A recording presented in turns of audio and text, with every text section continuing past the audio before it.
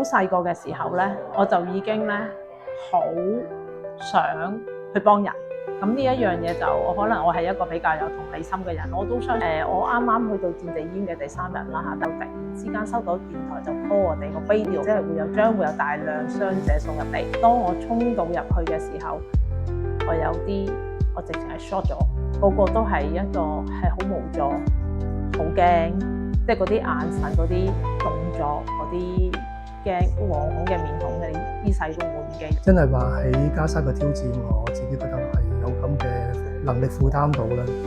喺精神上面嘅負擔同埋體力嘅負擔係一個挑戰嚟嘅。咁但係我自己覺得就係話我能力係許可氣，所以嗰個我自己內心個 passion 嘅熱忱係真係希望喺人道服務入邊可以幫到一啲難民嘅災民。見到好多因為戰爭而產生嘅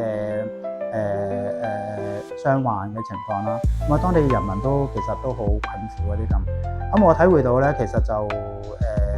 天災人禍咧，其實係對即係普遍嘅人嗰啲創傷係非常之大。咁嚟緊嘅時間嗰度，我亦都希望可以更加多參與研究嘅工作啦，就希望可以幫到更加多嘅人。